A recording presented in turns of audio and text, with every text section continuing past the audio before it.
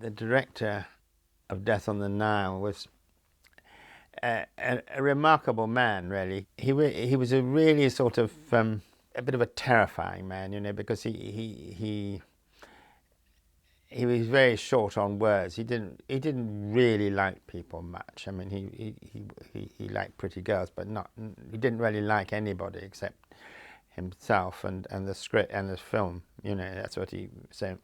He get terribly irascible and shout rude words at the feluccas, I won't say what. And he used to throw his portable radio, which was very scarce in those days, costing a fortune, into the Nile from time to time, and he got cross and all that kind of thing. But he was I got on well with him because I really admired him as a director, and he did make some very, very good directorial decisions.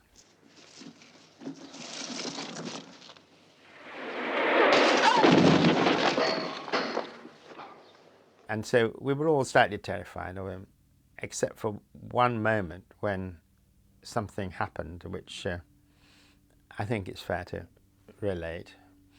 And that is that in Mia Farrow's big scene, where she has to shoot her lover in the leg and all that kind of stuff, and it's all very tense and so on and so forth, Mia asked Olivia Hussey, who's a very nice person, brought up in the Argentine very strictly, to look after Christian, who was Mia's son with Andre Previn.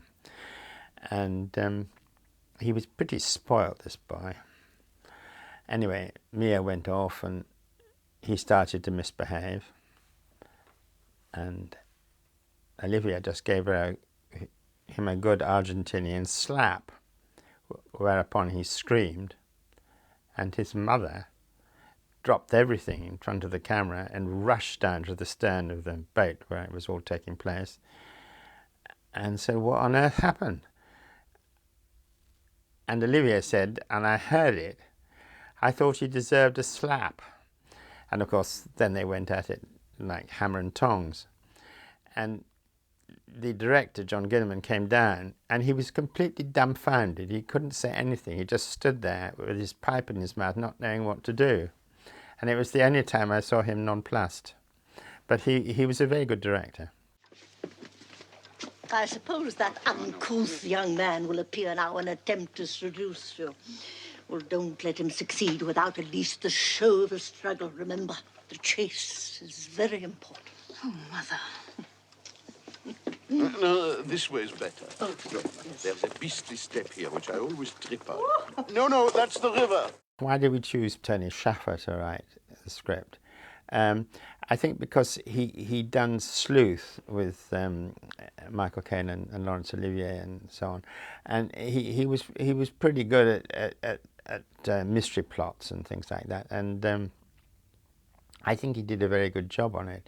Terribly nice man, and slightly in the shadow of his slightly more famous brother, but he was a very, very nice man and very, very clever, and so it was a pleasure to work with him. I am Salome Otterborn, and I must have a word. I thought we were already having words through our lawyers. It is about that I have come to supplicate. Supplicate? I mean to entreat or to appeal, if you like. I'm afraid we authors are a little flowery in our speech. And defamatory in our writing. For an orderly progress, you do need the producer to be on the set at all times, actually anywhere, because what happens is, as a general rule, that all the important decisions are made at the end of the day's shooting. People have to decide what they're going to do next. And if somebody suddenly wants to do something that's not on the schedule or outlandish or anything, you have to be there to say no. And you have to be there if there are any instant decisions to be made. We had 20 minutes of telex time between London and Aswan, where we were. 20 minutes a day. Can you imagine? That's the only communication we had of any sort.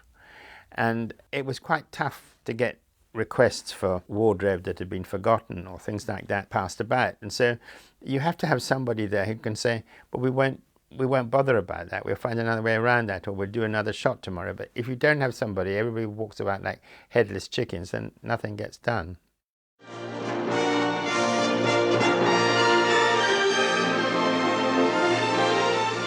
It was really a sort of pharaonic adventure. I mean, John Patterson, who was our construction manager and who was a sort of Formula One mechanic, had got a hot chip of engine in his eye and lost an eye, and he was a sort of quite piratical chap, but he was incredibly good at that sort of thing and working out how you could move a heavy camera crew, because they were much heavier than the cameras we have now, on a dolly up the side of the pyramids on a counterbalance system. But it worked absolutely impeccably. In those days, you just did it. Everybody was professional enough to know that everybody was looking the right way and the shots were in the right order and all that kind of thing. And we had Jack Cardiff, so we could be pretty sure that it was going to be okay.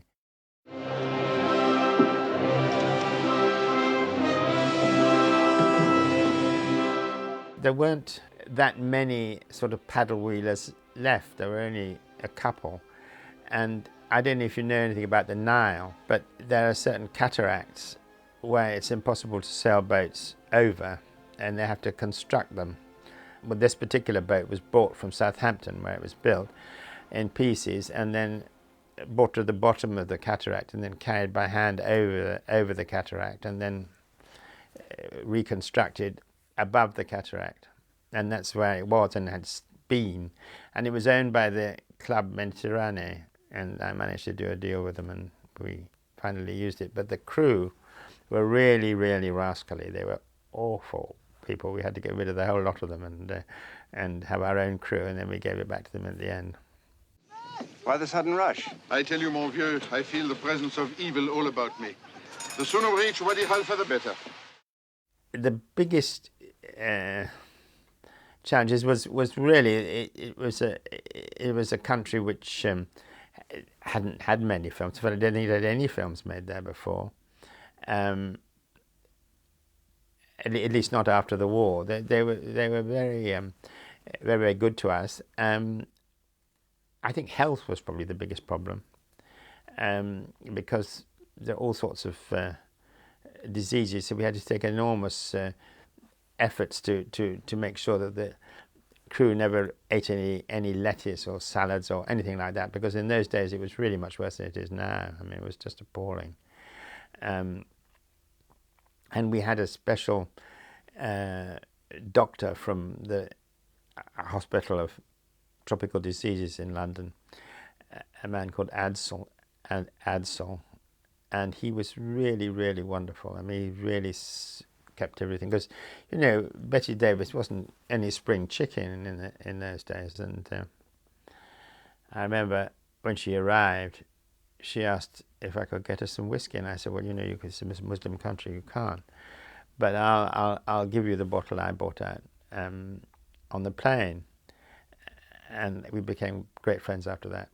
She said, you know, at my age, you have to have something to disinfect your insides. You are Mrs. and Miss Otterburn, righty? Wrongy.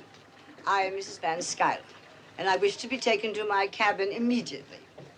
Bowers will have the cabin opposite on the starboard side. The roasting afternoon sun may do wonders for those jaundiced jowls of hers. Right away, madam, right away. Albert, I don't think, was available to play Hercule Poirot again. He was doing other things. I don't think he liked a new challenge every time he had a new film or whatever to do, because his real love was horses, and what he really wanted to do was to breed horses. His father was a bookie and he loved horses. So that was that. Goodbye, Monsieur Poirot. I'm afraid the description of your cases will have to wait until another time. Oh, quel dommage, madame. I was hoping to recount to you my recent extraordinary experience on the Orient Express. Come on, Bowers, time to go. Peter Ustinov was the obvious choice to play Poirot, because he was so wonderfully avuncular and satisfactory in every way.